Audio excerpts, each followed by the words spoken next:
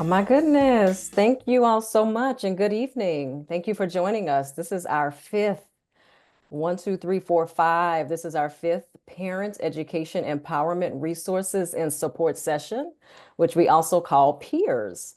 Just to let you all know, our peer sessions are designed to educate families and other stakeholders, to promote engagement and increase parental access to meaningful community resources. Our staff has utilized parental feedback to plan the topics that we are presenting to you, so know that your voice is being heard to ensure that we are addressing the most prevalent needs that you all have. To let you all know, we are super duper excited that tonight's topics are technical colleges and student support services. Okay, so we're going to have that presented to you all in just a moment. I want you all to know that this is all brought to us by our lead peers organizer. That's Miss Lisa Lake. She's our DCSD parent transition liaison. And without further ado, we want to get started because we want to utilize every second of this time that we have with you. Miss Lake, I'll hand it over to you to share tonight's participation options and to introduce our guest speakers. All right, thank you. Thank you. Thank you, I don't know Dr. if I introduced myself. I'm Erin Yeah. Baptiste, and I'm Director of Special Education. I didn't say that, so welcome. Thank you. Thank you so much, Dr. Baptiste.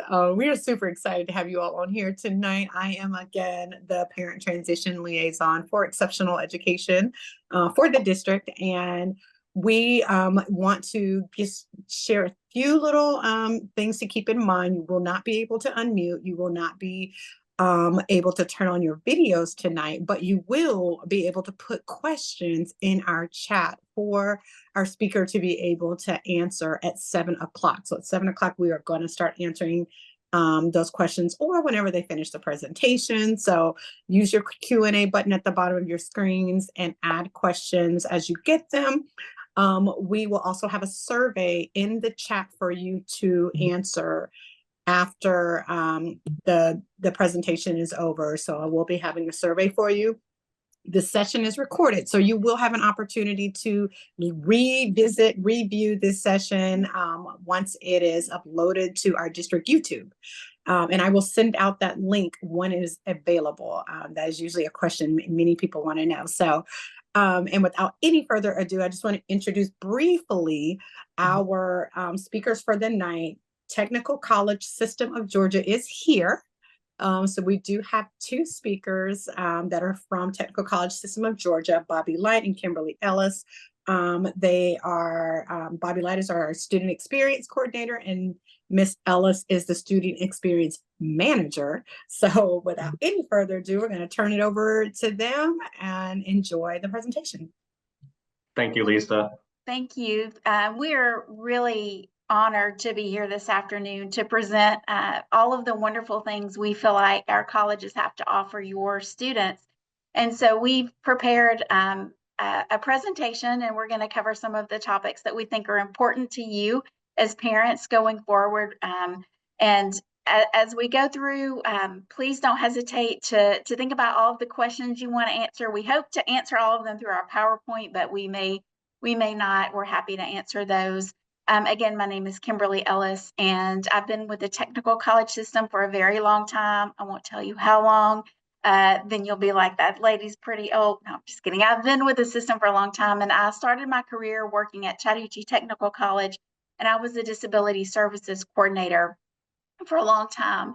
And I really cannot speak highly enough about our technical college and what it does for students with disabilities. I have seen many, many students excel once they've gotten onto our campus and gotten into the right program with the right support. So I hope that when we talk about all of the things that we have to offer, that you'll really think about technical education as a viable option for your student after they graduate, or if they're interested in dual enrollment. We've got a lot of different programs that we'll go into. So with that, Bobby, if you'll go ahead and get the PowerPoint up, we'll go ahead and get started. Absolutely.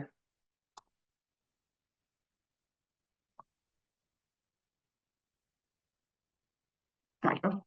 So a little bit about our technical college system. You may have heard of us before, and you may not. This may be your first introduction to the Technical College System of Georgia, but we have 22 technical colleges around the state. with 88 campuses, which is amazing. There's a technical college within about 30 miles of any location in Georgia, which is amazing. There's opportunities all over the state. I know you all are in DeKalb, so there's a college close to you. One of the things that we really think stand out for our technical college system of Georgia is our classes are very flexible. We've got day and evening, we've got online classes, we've got courses that really can fit your students' need. In my time working on a college campus, we've had students that didn't want to do online at all. They only wanted to come into campus, and we've got courses for that. And then I've had students that only wanted to do courses online. We've got that. We've got a mix or hybrid. So really a lot of options that are flexible for your students' needs. We've got a lot of different programs. Actually, when I say a lot, we've got over 600 programs of study to choose from. I think sometimes people don't know that we have this many opportunities for careers that students can choose. A lot of times technical education is thought of as just vocational, which we do offer a lot of vocational things, but we offer a lot of other programs as well. And we'll talk a little bit more about those programs later on.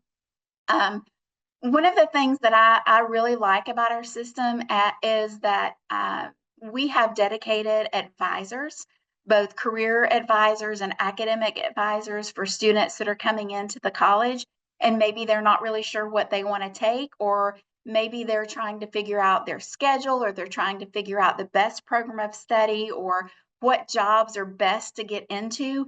We've got academic career advisors that are available to help and do one-on-one sessions with your student to ensure that they're really getting into that right program of study. We really work, and I mean this wholeheartedly. I've been doing this for a very long time, and it's not just checking the box of, yes, we want to have our colleges accessible, but we really do try to create a campus environment that is welcoming to all students, that is accessible. We want to make sure that anyone that wants to come onto our campus and learn and be able to, take our courses and go to work has that opportunity. And so we'll talk a little more about accessibility services later on, but that is something that we really practice what we preach when we talk about having students feel welcome. We want everyone to be able to have that opportunity if they so choose. Okay, next slide. Student support services. This is just a really great topic. A lot of times we have programs that students will get into, and we have student support services for all students. So not just students with disabilities, but any student that comes onto our campus. These are all of the things that we offer for students. And I'm going to go through all of these, in a little bit more detail of others than some that you'll see, but recruitment, retention, student support services, and I think probably what most everyone is interested in is accessibility, disability services. We also have a category of special populations, and I'll talk a little bit about that. Every one of our colleges has a tutoring center, and I think that is incredible. So tutoring is free for any student, and we offer those tutoring centers on every campus, as well as library services. Academic advising, I've touched on that just a little bit. We offer students a program advisor. So once they get into their program of study, they don't have to just try to figure out what class they need to take next. There's someone that can go and look at their class schedule, look at their history of what they've already taken, and make sure they're on that correct path of getting their program of study completed. Career services, I'll talk a little bit about that. And some of our colleges do have counseling. Not all of them have in-person counseling, but all of them have counseling services. So if they don't have someone on campus, we have virtual counseling, and most of our students are allowed a certain number of counseling sessions. So if you have a student that may need some counseling services, we do offer some of that on a as-needed basis. We also, in my student support services department, I say my, it's really Bobby's department for student complaints and grievances. So we do a lot of that, ensuring that our students are heard, and that if there's a complaint or a grievance, we will check that out and make sure that the colleges have gone through the proper process for reviewing those complaints. All right, next slide. So accessibility and disability services, you're going to find that it's a little different than high school. And I really want to touch base on some of the differences, some of the process and things that you'll need to do for your student. I really, really believe that it's important to know this ahead of time, because when your student goes onto the college campus, there will be some differences, and knowing ahead of time gives you a lot of time to work with your student on what they're going to need to do, help your students be able to advocate for themselves, and make sure that you as a parent understand you might not always be able to do some of the same things that you've done in high school. And I speak about this because I am a parent and I have 3 children, well, young adults. I still call them kids, that are in college right now. And 2 of them had 504s in high school. And so now that they're on a college campus, I don't, have the same opportunity to speak with teachers and staff as I did before. And so that is a little bit of an adjustment, and it can be tough sometimes, but knowing ahead of time and being able to prepare ahead of time is really going to be helpful for you as parents, and working with your students to make sure that they have all of the things they're going to need going into the post-secondary setting. So one of the things that I think is really different and might be a little bit, I don't want to say hard for your student, but it's going to be something they're going to have to do, is they have to self-disclose that they require accommodations in the classroom. And this is something that once a student is accepted into the college, and they can have accommodations really before that, but they have many opportunities to self-disclose about needing disability services, so they can contact the disability services coordinator. But also, after students are accepted into the college, we'll send out a survey and we'll ask if you fit into any of these categories.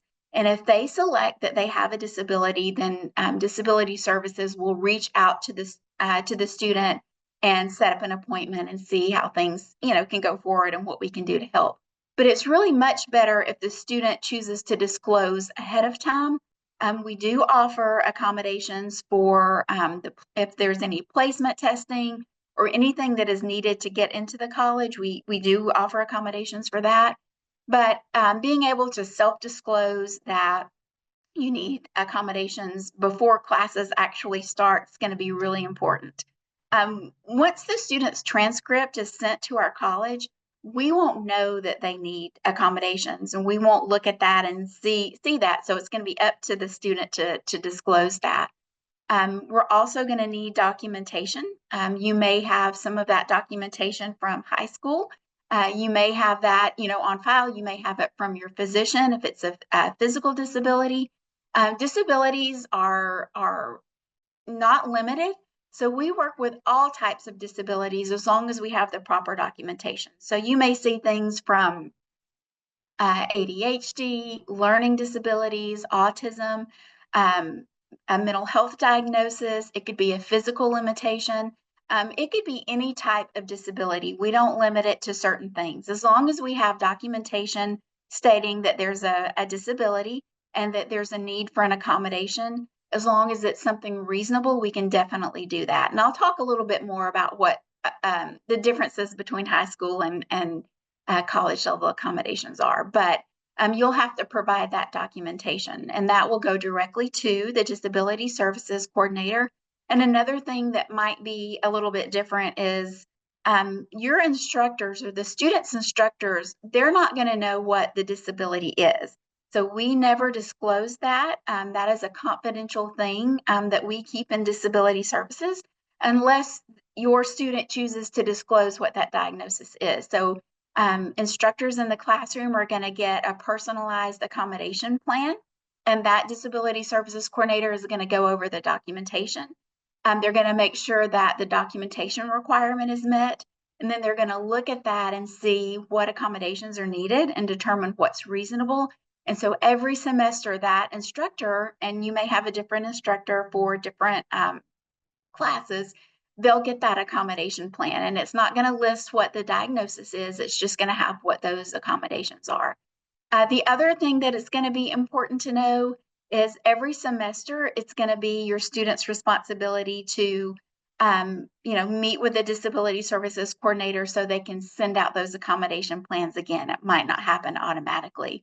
So as you can see, there's going to be a little bit of responsibility on your student's part to kind of get things going, to meet with the disability services coordinator on their campus, and then ensuring that they have the things that they need. They'll want to make sure that a lot of these things are done, and I would say as soon as possible as they're getting into class, because we want to try to have these things in place as soon as we can. Sometimes I get questions about, well, what kinds of documentation do we need, and does an IEP work, and do I need additional documentation for that? And my answer to that is most colleges do require something more than an IEP.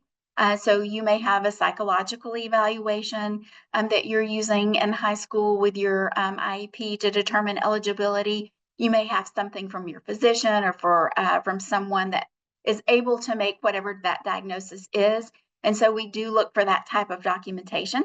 If you're not familiar with vocational rehab, that is a state organization that works with students with disabilities to determine if they can help them in different ways. And their main goal is to help students get a job. And so if coming to a technical college to train helps them get a job, then sometimes they may offer financial assistance with that. But the big piece is they will do, oftentimes they'll do an evaluation, so you'll have current documentation. So if you're not familiar with Georgia Vocational Rehabilitation Services, that's someone you might want to connect with and see if that's something that could help benefit your student by either updating documentation. And they do work with a student until they graduate and then help them obtain a job. And that is our mission for the Technical College System of Georgia. And that is one of our goals, is we want to make sure that when students come to our campus, that they learn all of the necessary skills they need to go into the workforce, to go into whatever program they choose. So vocational rehab is a really great partner. Okay, next slide.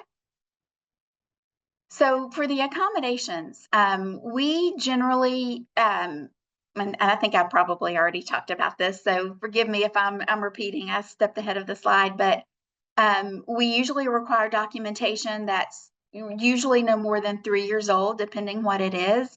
And when we're talking about accommodations, we look at the ADA guidelines say reasonable accommodations. And so what that means in terms of post-secondary is we have to make sure that the accommodation does not compromise the academic integrity. So most of the time, we can provide a lot of the accommodations that your student is receiving in high school, but there might be some accommodations that we're not able to do, and that's determined on a case-by-case basis. And so that's why it's going to be really important to get your documentation in early and to make sure that you go over it with your student and the disability services coordinator, because we want to make sure that everyone is on the same page. We don't like to have surprises when a student gets in the classroom and says, wait a minute, what about this? I had this in high school. And then we have to say, well, that's not necessarily something we can provide here. But meeting ahead of time and working on a really good accommodation plan is going to help that process along when you know ahead of time that these are going to be a little bit of the differences. We are not required to provide modifications that would fundamentally alter the academic or technical standard. And a couple of examples of this that I can give is sometimes we have students that will request to have a shorter test. They may request to be able to retake a test after they've taken it. They may have a program of study that has certain criteria for testing or a standard. For example, a really good example of this is we have a lot of healthcare programs. So if we have a student that is in a healthcare program and the state standard says you must be able to take someone's blood pressure in 2 minutes, then we wouldn't be able to offer extended time for that particular skill set because it's the state standard. And we don't often run into, things like this that are, we're usually able to work around certain things, but there are times that we have to stick with that state standard. And so when we say, fundamentally alter the academic or technical standard, that's what we're really talking about, is if If it's something that is a requirement for curriculum for the state standard, then we have to meet that. All right, next slide. So some of the accommodations that you're going to see in the classroom are probably what you're used to seeing in the high school. So we offer assistive technology. You might see students that need textbook and audio format. We have computers that will have a speech or text software on it. If a student needs something for like an FM system for hearing, closed captioning, we provide hearing or sign language interpreters. Some of the accommodations too you might find are extra time for tests and assignments. We do provide readers. So if a student needs a test read, we can do that either with software. We have disability services can read the test. You can have a person, or it may be software. Testing in a quiet area. We provide that quite a lot. That's probably one of our highest used accommodations. Note takers, enlargement of the materials, recording lectures. There are a lot of things that we do, and some of these may look familiar to you and your student, but these are things that are generally pretty easy and standard for us to provide. And the accommodation, of course, is really going to depend varying on the coursework, what the recommendations from your documentation is, and just different things like that. So while this is just kind of a general list, sometimes we can do more than this, sometimes there might be less than this. It really is on an individual basis. And again, the most important thing is just understanding that it may be a little different, and meeting with that disability services coordinator ahead of time to determine what it is that your student's going to need. And if it's going to be different, just preparing ahead of time for ways that you might be able to, make adjustments for that. Okay, next slide. And as far as accommodations, before I move on to the special populations category, we offer a lot of different things just for student support services. And some of those things also include workshops that we have. So if you have a student that's coming into our college campus and maybe they need help with study skills, or maybe they need help with managing their time, or maybe they need assistance with logging into Blackboard, that's the learning management system we use. There are a lot of different things that we can provide to your student to ensure that they really know the ins and outs of what's going to happen once they get into the classroom. Each semester, they may have a different class. They may have to meet with their disability coordinator again to just determine what's going to be the best way to go. What works one semester may not work another semester. And we really want to make sure that the student advocates for themselves. So if they're in a class and they're seeing that they're not doing well, or they're struggling, or maybe they feel like there's another accommodation that would be more beneficial, or an adjustment that they need, then it's really going to be up to your student to make arrangements to meet with a disability services coordinator, to speak with the instructor and say, I feel like I'm going to need something else. But really, we all work together, the disability services coordinator, the student, the instructor. And sometimes I find that it's hard for students to bring up that they have a disability. And really, I've seen a lot where students coming onto the college campus for the first time want to try a semester without accommodations. And that's totally up to the student. We don't always, we always want students to utilize their accommodations, but we understand sometimes they don't want to. But one thing to note about that is accommodations aren't retroactive. So if a student tries some classes without the accommodation and then they decide that they want them, then they'll get them moving forward, but they won't get to go back and retake anything or redo anything because they didn't have their accommodation. So we always encourage students to use that accommodation plan as soon as they can. And another thing that we find is sometimes students don't want to feel like they're called out in front of others. They don't want other students to know they have a disability, and it is confidential. Again, as I mentioned earlier, the instructors are not privy to what that diagnosis is. Students in the classroom, unless your student discloses to others, they will not know. They're not called out in class for that. if they receive accommodations like testing in a quiet area, then they do that, they'll do that separately. They don't, we don't call students out of that. We'll make those arrangements ahead of time, and a student can go to a different location to test. So we really try to preserve the students' just their confidentiality. So if you have a student that, wants to receive accommodations, but doesn't want to be, you're on a college campus. So sometimes it's hard to say, well, I'm receiving disability services. So we really work with everyone on staff to make sure students are treated equitable, with dignity, with whatever confidentiality they want. They may choose to disclose things. Sometimes we have students that like to talk about it and share that with other students, which is perfectly fine. It's totally up to the student. But you can just know if your student is worried about coming on a college campus and being, separate than other students. It's not like that on our campuses, and we will not disclose that in front of other students. Okay, I think I'm good on the accommodations. We also have other groups within our student support services, and that is our special populations category. So you may see on our college campuses, every single college campus has a disability services coordinator as well as a special populations coordinator. And our special populations include single parents or single pregnant women, displaced homemakers, students with limited English, non-traditional students, students with disabilities, and there's one other that's on here that's not on the slide, and that's students that are in foster care or have been through the foster care system. And anyone that discloses within this group, we really work hard to provide additional resources, because our goal is to get our students to be able to participate in class and then graduate and move on to employment. And if you fall into these categories, then we have different resources on campus that might be able to help you. And just a note about non-traditional students. For our purposes, a non-traditional student for us is a student in a non-traditional program of study. So you're looking at things like women in welding or automotive, men in healthcare, men in early childhood education. And we really promote all students being able to go into any program of study they want to go into.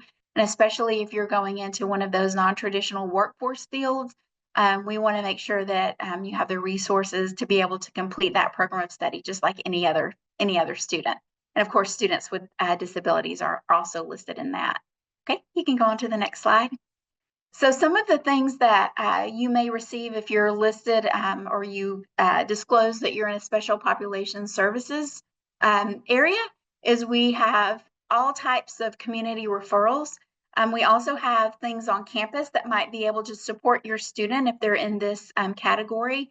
We have book and laptop lending programs that are available at some of our colleges. So if your student is going onto a campus and they're required to have a laptop for class and you don't have one, if they fall into this category, some of our colleges do have a lending program that's at no cost to the student that they can check those out.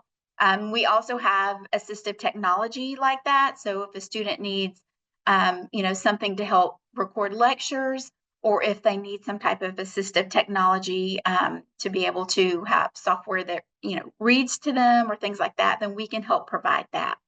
We also have a lot of our campuses have food pantries, clothing closets, anything that, helps your students stay in, on our campus. And we understand that when students come to campus, they have a whole life outside of campus. And we want to make sure that whatever is happening outside of campus doesn't limit them from coming to class. And so that is one of the things we feel strongly about, is providing resources, not just on our college campus, but outside of our campus, because we know that, when you come on a campus, it's not just you're coming to class to learn, but you also have other responsibilities outside of our class. And we want to make sure that if you're in need of something, then we can make a referral and make sure that you get the things you need to help you become successful all the way around. Events, we have lots of fun events on our college campuses. Student activities will host lots of fun things. And then, you may have students that go to all, we have, gosh, I can't even list all of the fun events that we have on college campuses. But we also have things like workshops. We'll do things like testing skills. Stress management is a big one that we'll have. We do things like budgeting, just different types of skills. So a lot of times our colleges will have, just workshops that they'll have flyers. Your students will get emails and say, hey, come join us at this event, because we want to make sure that they're not just in class, but everybody's, able to enjoy being on a college campus and learning about the other programs of study and other students that are there, so that you can just have a well-rounded experience when you're on our campuses. Support coaching.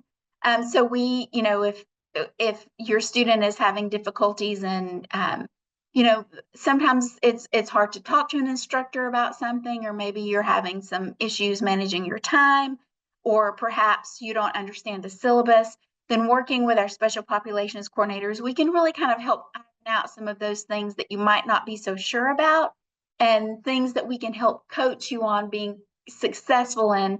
One of the things that I think my college kids struggle with is time management and understanding how to prioritize certain things. How should I start, this project? What is my first priority? How do I make sure that I'm not waiting until the last minute?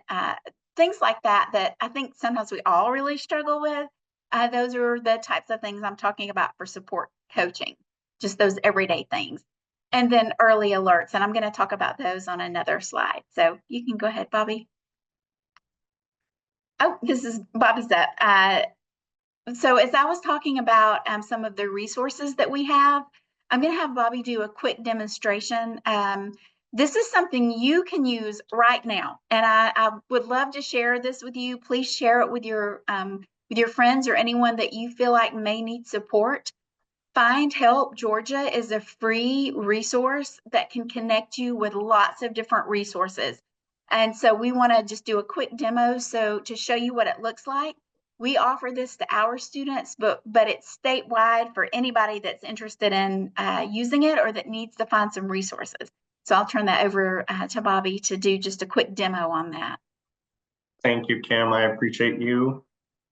Just wanted to do a small demo for you all regarding the Find Help Georgia platform, which, as Kim said, it is available to you right now for you and your families to be able to use. Right off the bat, if you could see right here, it says search for free or reduced cost services like medical care, food, child care, financial assistance, job training, and more. So I'm going to actually type in a zip code, which with this website, you do not have to log in. You don't have to sign up. You don't have to do anything in order to search for any kind of services. So if you just hit the zip code 30345, which is our system office zip code, you will see 2,195 programs available in all these different categories that you're able to see here. So food, housing, healthcare, early childhood, caregiving, adult education and training, money and employment, transportation, safety and legal. There is a bunch of opportunities, but one I want to definitely highlight is food. So we'll go ahead and go into emergency food. So as you can see here, there's a bunch of different services broken down by the zip code and available for referrals. So if you see right here, this means that it's been claimed. They're actually accepting referrals as we speak, and they're a vetted resource. So all of these resources on this screen and every single resource and every single company that is listed here in Find Help Georgia is vetted and continuously vetted in order for everyone to have the most up-to-date resources in their area. So as you can see here, with the program being claimed, this is just a little bit of information for you all. Kim, do you want to add anything? And just that, there are a lot of things I think students may need that you don't need right at the moment, but maybe later on you find that you're in a situation where you might need healthcare services, or you might be looking for housing or anything like that. So this is always up to date, and it's available to use anytime. And it doesn't have to be something that you don't have to put in your name or email or phone number or anything like that. That's one thing that I really love about this program, is if you're searching for something, you can do it anonymously. You can, create an account and, save your things that you're looking at if you want to do that. But you don't have to. You can look anonymously. And I think that's really cool, because sometimes you just want to look at something and you don't want to have to create a login and disclose a bunch of information. It's confidential. I don't know if you can tell, but we really like the word confidential, because not everybody wants to disclose everything to everyone. So we want to make sure that anything you need, there's a place you can get it, whether you want to talk to someone in person about it, or whether you want to just go online and look and find the resources you need on your own. But it's a great program. Did you want me to share any specific other items, or would you like to go back to the PowerPoint? Yeah, we can go back to the PowerPoint.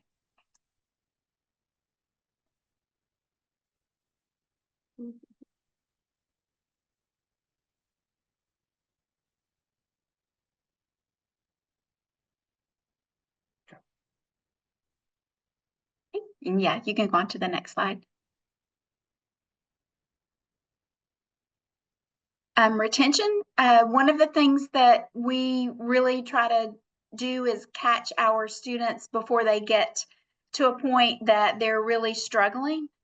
So we do something called early alerts. So if you have a student that's in a class and an instructor notices that they're missing class, they're falling behind, they're struggling with something, they can put in an early alert to our student affairs or student support service. And that student support contact is going to reach out to your student and say, hey, we've gotten an alert. We noticed that you're missing class. We noticed, that you failed a couple of tests. And then based on the student's needs, we'll offer resources, or maybe the student needs tutoring, or maybe the student needs, something that they don't have. And we try to identify what that student needs, and we try to make sure we work with them so that they're not at the point, that they're so far into the class that they're going to fail it. So we do a lot of early alert type things to ensure that our students are making progress. And again, those early alerts aren't going to come to the parent. And I know that's tough. And I speak to you as a parent who has, I have kids in college, and sometimes it's really hard to not know what is going on and, to let your student take the reins of their education. But, this is one of the times that I think it's really important to talk about, again, working with your student on being able to advocate for themselves, to know who on campus they can go to for something. And if your student knows the disability coordinator, that's the perfect contact for really anything, because if they go to that disability services contact or coordinator, they'll be able to guide your student to the resource they need, or to get whatever it is that they need. But we may not always know what's going on in the classroom. And that's why these early alerts are really important, because the instructor is going to see the student, when they're in class, and the instructor is going to be able to say, this student is falling behind, or this student is not coming to class, or this student is struggling with that. And so we really want to make sure that we catch some of the things early, so that hopefully we can identify needs and make sure they have what they need before they get to the point where they're not passing the class. Okay, next slide. So student success in college.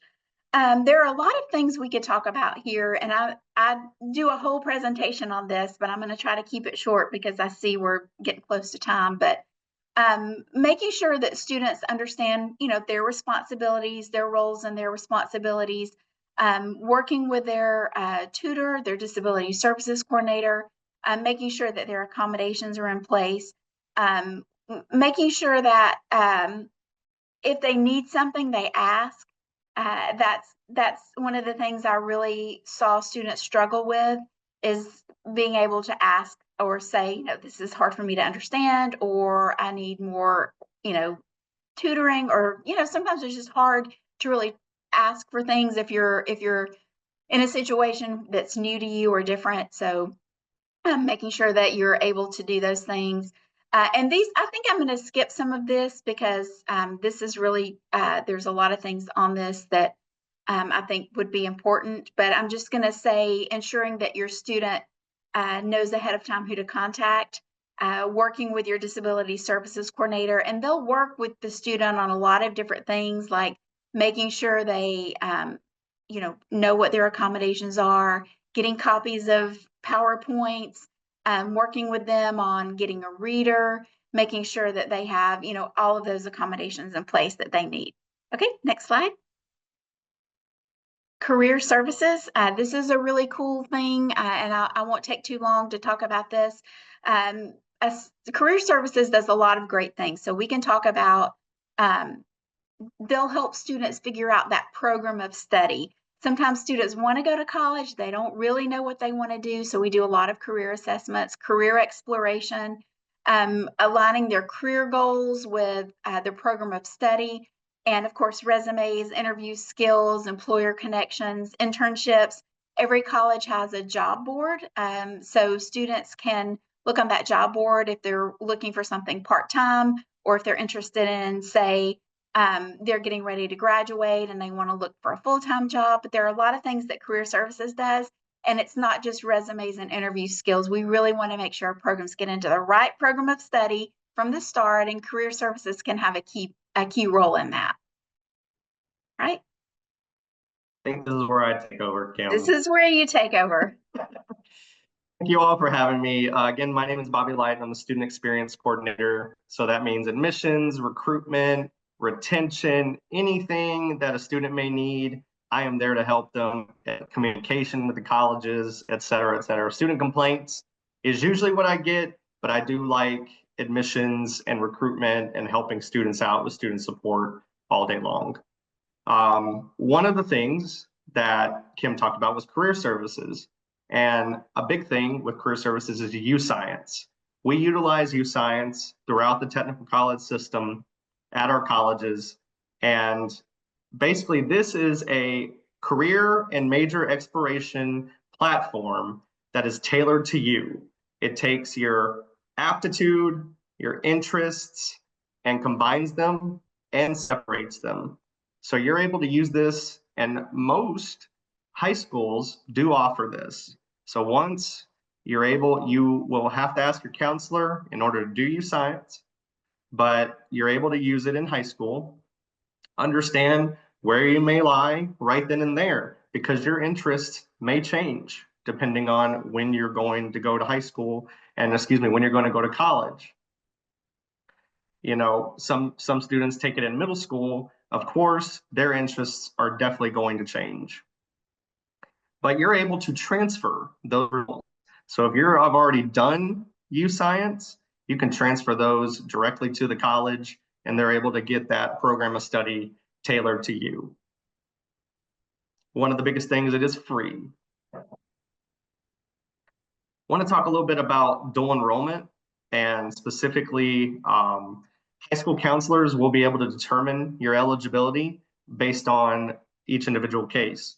But basically, dual enrollment it provides high school students the opportunity to take college courses for both college and high school credit at the same time.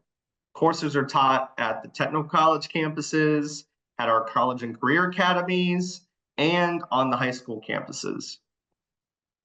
Students may take core academic courses, such as general education, like math, social studies, et cetera, or actual technical program courses, or both, or a combination. And students are eligible for dual enrollment funding. So this means tuition, fees, and books are covered for the first 30 hours. So that is literally half of a degree program, and it is amazing to take advantage of that. We also offer Accelerated Career, and that is a dual enrollment program that provides students basically with another path to a high school diploma. They take a reduced high school academic course load, and they take instead 2 technical courses or technical certificates of credit, which I will go into in just a second, at the college level. And they're eligible for funding as well. A little bit about workforce certificates. So these are workforce certificates that are not necessarily leading to a degree, diploma, or a technical certificate of credit in which we offer. So workforce certificates, every college is different, and certificates may require that someone gains a high school credential first. This is mainly for students that do not have a high school diploma and that they're just trying to get a certificate to get into the workforce. There are several options available. We have 75 plus programs to choose from. Some of the program examples: air conditioning, automotive, barbering. I just read a post the other day. Barbering is supposed to be one of those program of studies and career fields that explodes in the next 10 years. So if you're interested in becoming a barber, definitely is going to have plenty of employment opportunities. Cosmetology and criminal justice, as you can see here, the list keeps going on and definitely covers a variety of programs. A little more about our credentials. Our credentials, we offer degrees, diplomas, and TCCs, which is the technical certificate of credit. Our degrees, we have 3 different types. We have an Associate's Applied Sciences, which is for students that are basically wanting to enter the workforce upon that graduation. We have the Associate of Science degree, and that's intended for those that want to immediately continue their education into a 4-year university or institution. And then we have our nursing and healthcare programs.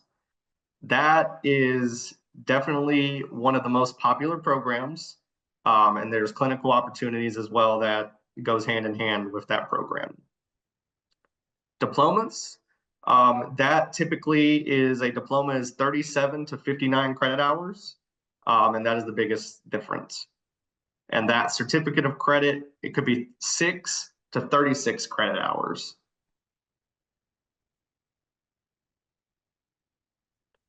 We do have the High Demand Career Grant, which is a grant that covers these 18 high demand career fields, and these are subject to change as we speak. These could be changing any moment now, but what you want to know about these are actually qualify for tuition free at our technical colleges. So if you're interested in automotive or aviation or CDL, commercial truck driving, computer programming, any of these 18 high demand career fields, these are eligible for free tuition. Financial aid. There are a lot of financial aid opportunities for students. In regards to the FAFSA, one of the first things that you're going to do when you graduate, or even before you graduate from high school, is fill out that FAFSA and at least get it started.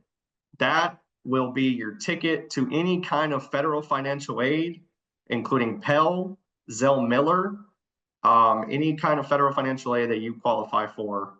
That will be the key to doing that FAFSA. We also have the Hope Scholarship, which depending on your GPA, you will qualify for that, which in turn is the Hope Career Grant as well. So the Hope Scholarship, if you qualify for the Hope Scholarship, then most likely, depending on the eligibility, and that's a case-by-case scenario, you will qualify for the Hope Career Grant. And then we also have the brand new post-secondary tuition waiver for foster care students. One of the greatest things about TCSG is the low cost. Our cost per credit hour is $107 a credit hour. I actually do have a breakdown of the fee schedule for Georgia Piedmont that I would like to just very briefly share with you all.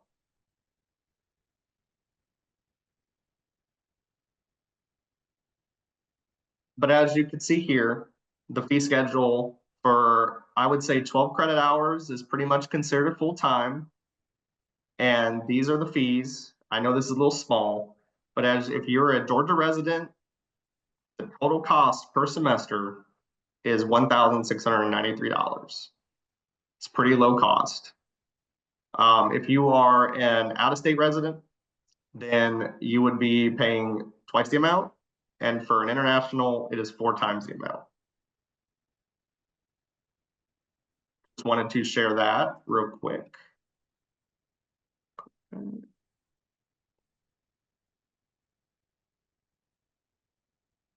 All right.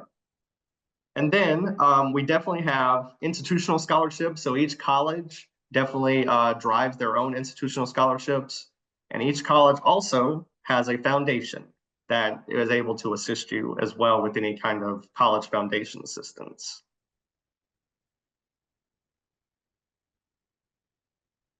I want to talk a little bit about what the admission process looks overall. I did get this from our friends at Georgia Piedmont, so this definitely will apply to you all. So very simply, you'll fill out an application. You'll select that student status. You'll definitely, when you sign in, at 99%, you will submit your payment of $25. That's a pretty standard application fee at our technical colleges. However, for the month of March, we do waive it. And if you're a high school senior, I will get to that in just a second, but you have the opportunity to take advantage of Georgia Match. You'll submit your high school transcript and GED scores. It must include that date of graduation. Official transcripts can be ordered from Parchment. And then you submit any kind of SAT and ACT scores. These are actually not required for entry. And in fact, we have waived our testing for quite some time now. And I do not have updated word of when it's going to return. But as of right now, we do not require any testing. So depending on what kind of program that you want to go into, the technical certificate credit, that's a 2.0 GPA. Typically a diploma is 2.3 and a degree is 2.5. It's important to remember that you'll be required to submit your verification of lawful presence. And then that driver's license must have for 1 year calendar to receive that in-state tuition. And of course, you apply for financial aid. And you'll have to submit a in-school code, but this is the school code for GPTC specifically.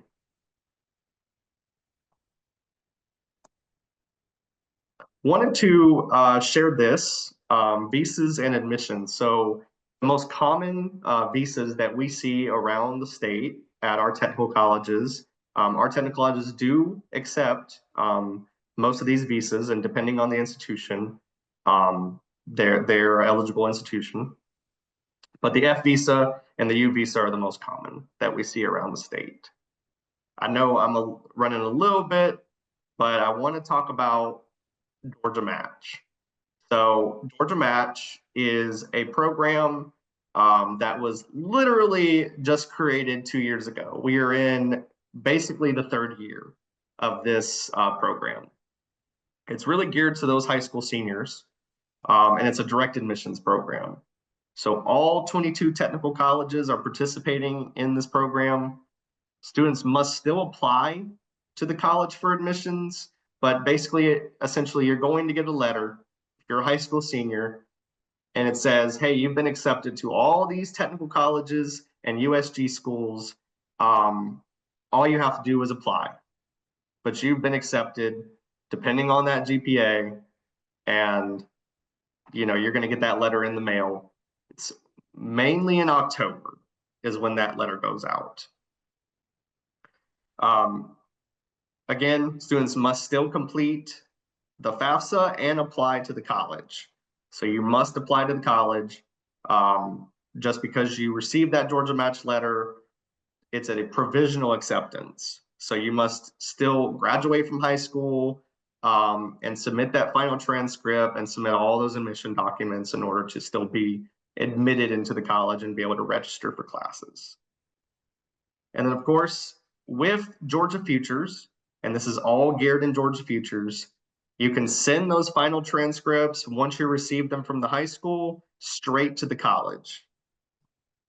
And one of the greatest things about TCSG and Georgia Match and the partnership between them is we waive application fees pretty much around the entire year. So it's not just in November, not just in March. We have the option to waive fees throughout the entire year for Georgia Match students. I think with that, we are literally right on time, 7 p.m. on the dot. We will take any questions. Thank you so much, Bobby. If you take a look at the Q&A, you have quite a few questions in there. It's about 14 questions in there right now. Okay.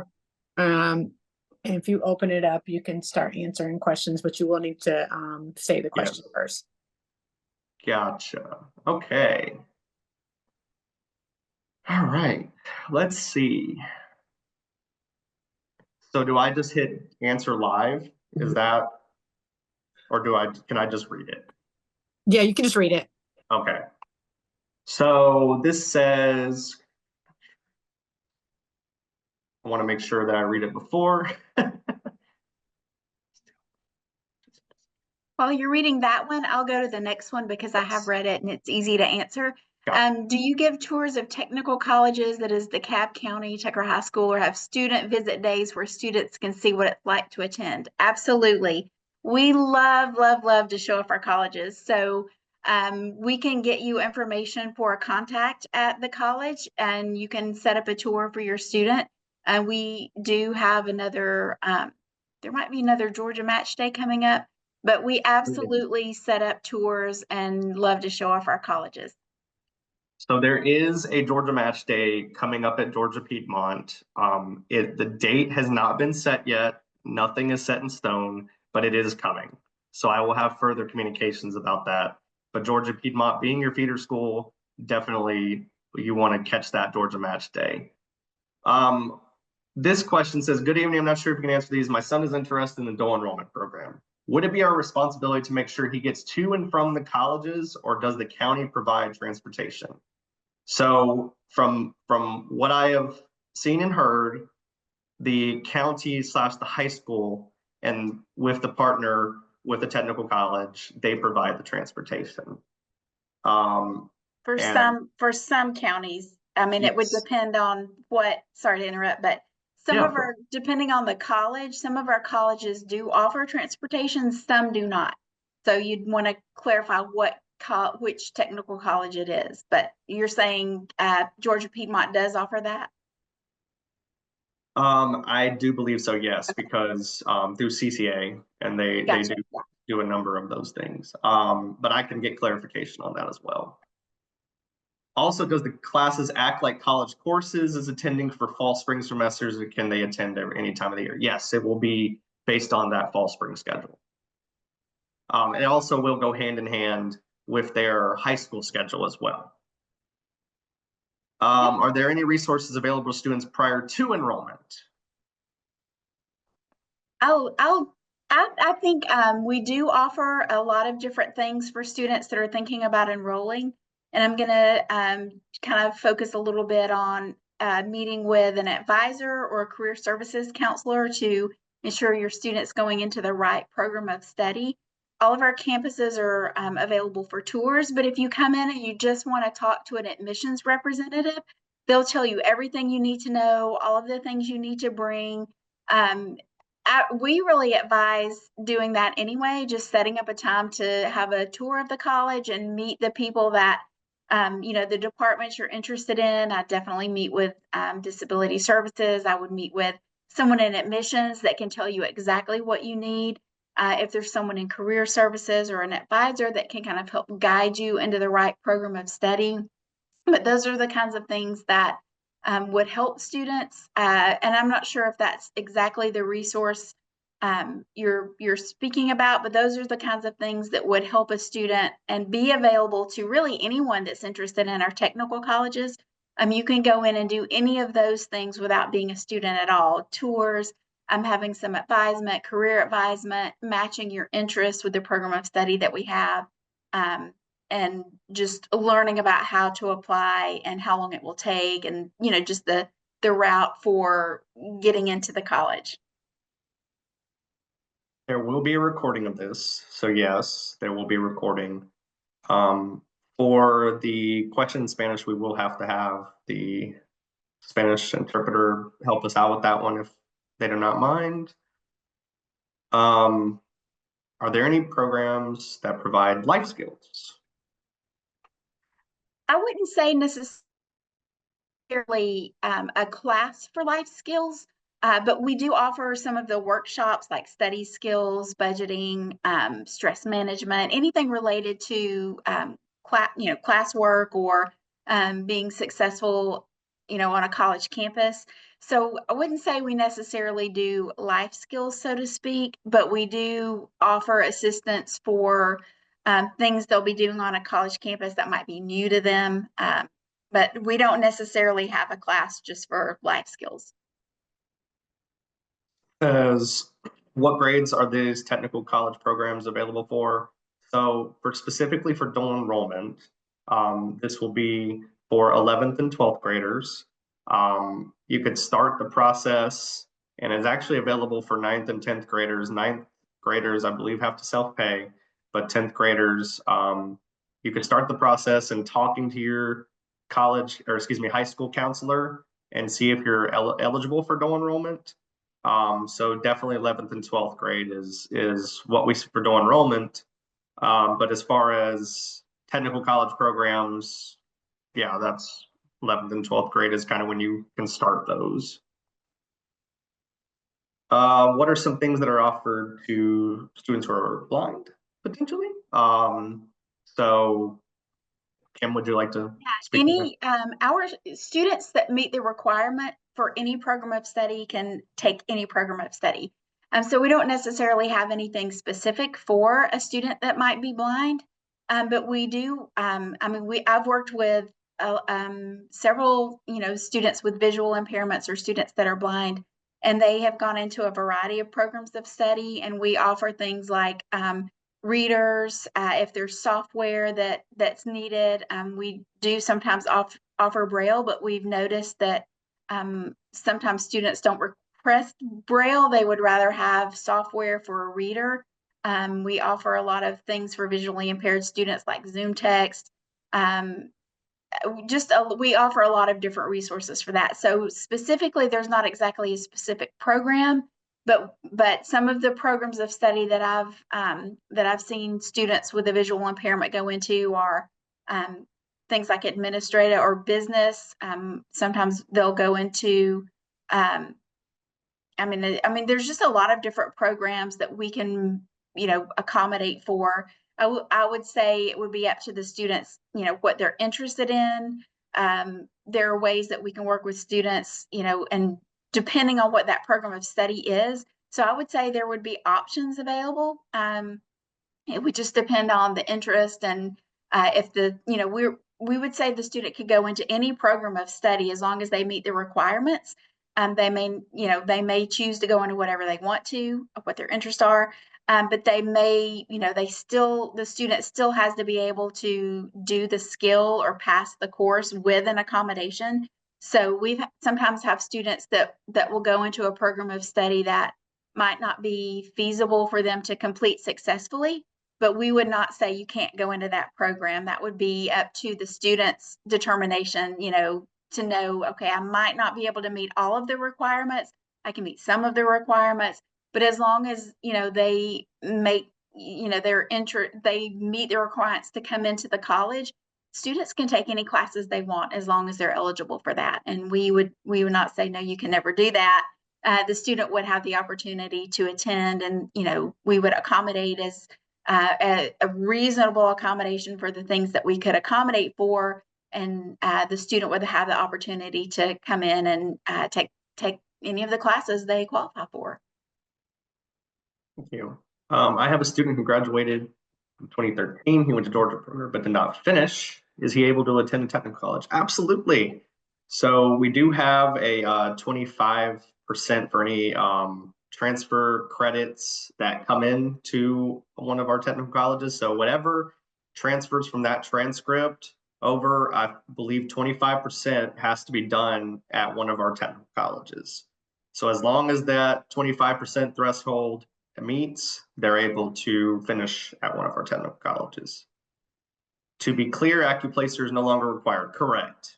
As of right now, as sitting right here, the AccuPlacer is not required. My senior has never received a Georgia match letter. Can you advise? Absolutely. So if your senior has not received that Georgia match letter in the mail, the high school counselor will have a copy, as well as they're able to log into a Georgia Futures account and receive a copy as well. What GPA do you have to have in order to get a Georgia match letter? So anything above a 2.0. So 2.0 and above is pretty much, you'll get that Georgia match letter in the mail. And to have all the technical colleges on there. Will there be a replay of the session? Yes, so there is going to be a recording.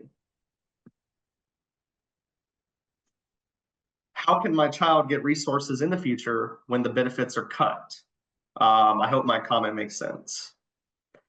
It does. It does. Definitely. And that's where a lot of community resources come into play. So for instance, if any resources are cut on any of our college campuses, which we do not anticipate, but Find Help Georgia is a good program and is a good example, but also the Special Populations Coordinator on our campus also have access to a variety of community resources. Is that a good answer, Kim, or did you want to add anything? No, we will still continue to provide reasonable accommodations for our students. And one thing I didn't mention earlier is if a student gets accommodations, we things like books and audio format, we pay for that. We'll order an audio book for a student.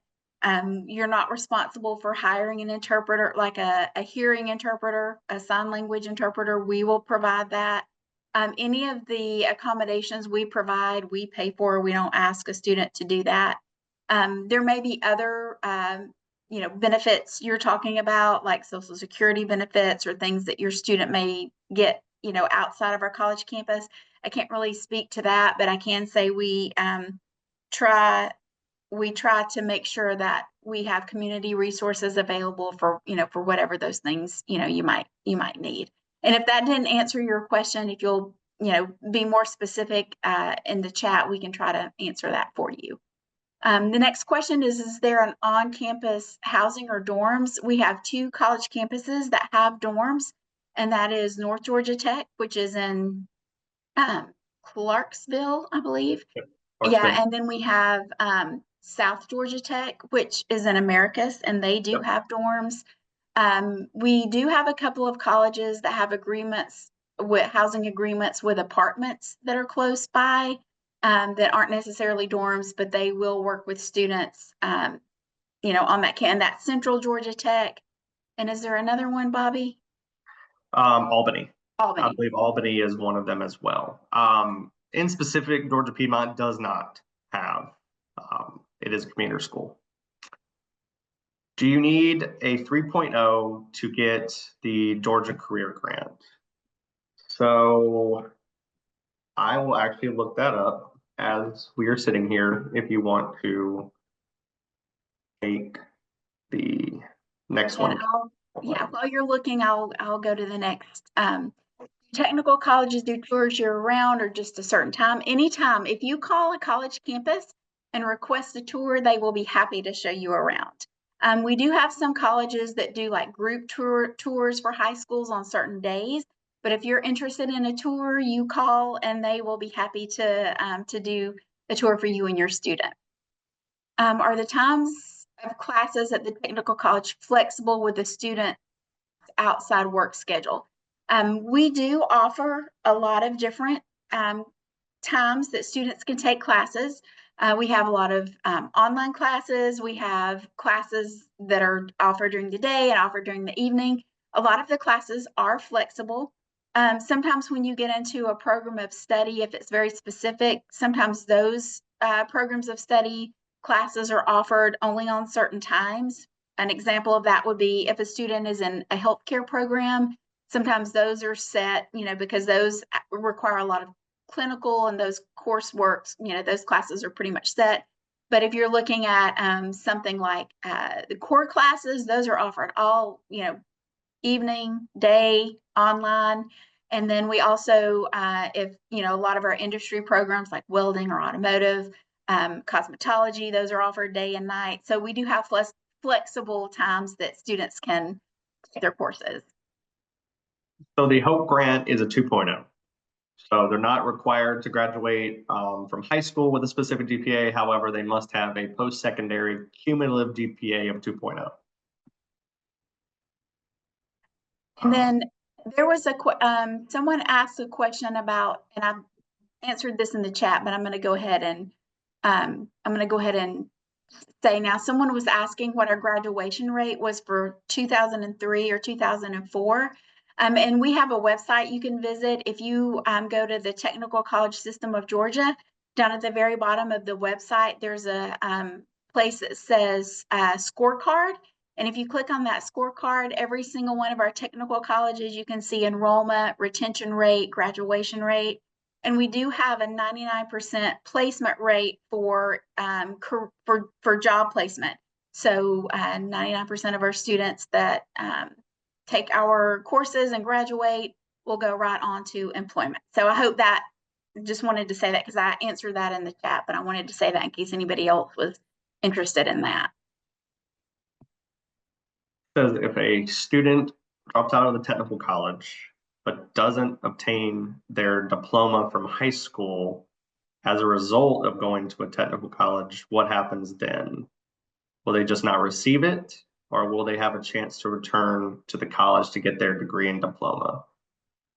So I think that may be dabbling into dual enrollment a little bit. I'm trying to see how to answer this. Because we definitely do have different options, but I don't specifically know this one. I know that there's an option to get a GED or high school equivalency, and that's through our adult education department. That could be one way that you receive a GED or high school equivalency and go back to. That is probably the best answer I can give at this moment. So if you want to drop your email, we could definitely follow up on that one.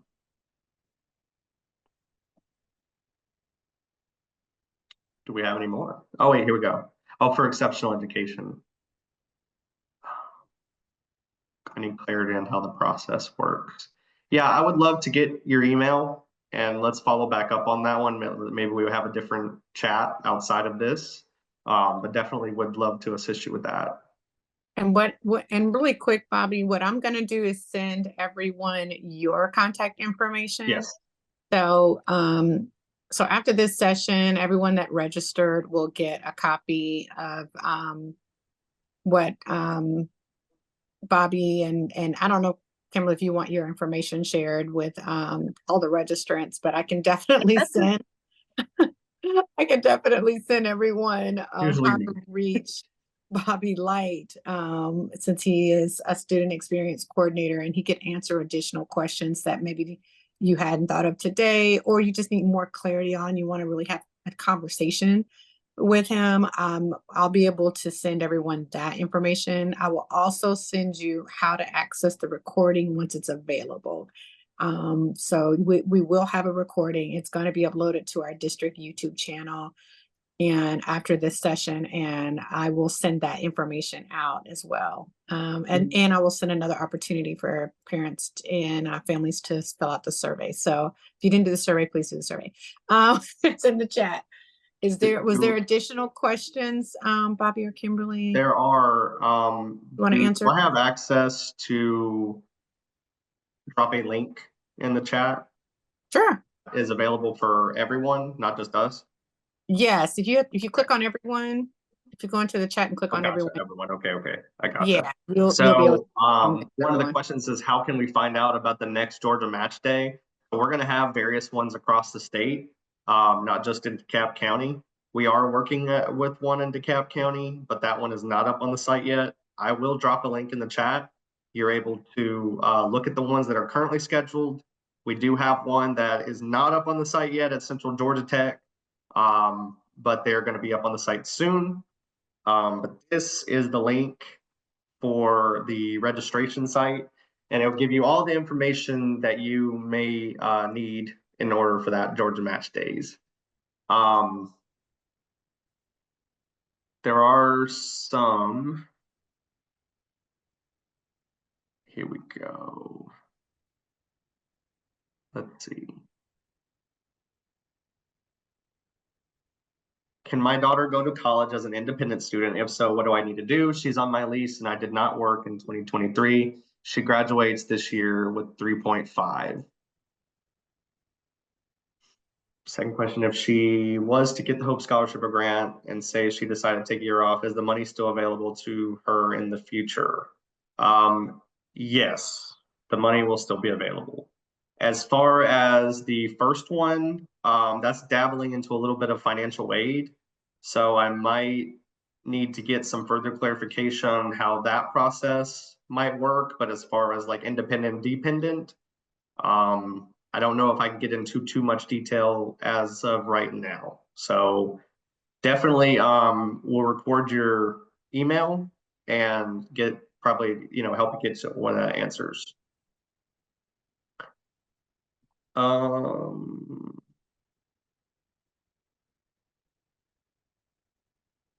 Says, can we have that information in Spanish or on some page? My daughter has a visual impairment. She's 18 years old.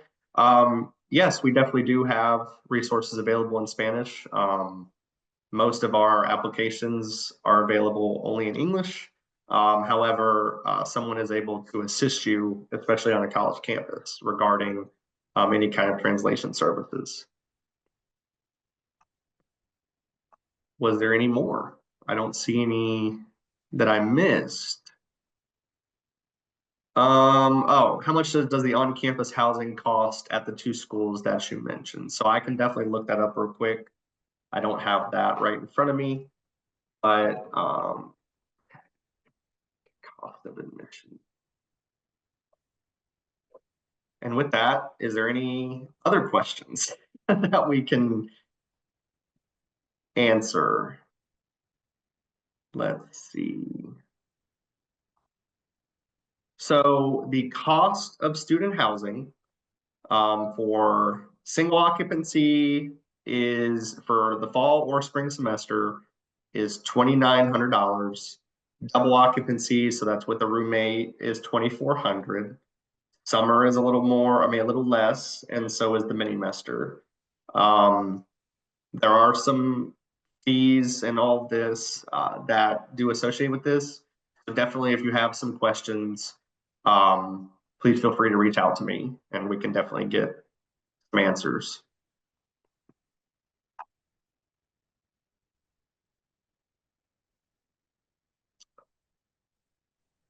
Is that it? I also put your information, Bobby, into the chat, but I will email this out to all participants that came tonight. If there's no more questions, we are so grateful to have Kimberly Ellis and Bobby Light from Technical College System of Georgia with us tonight.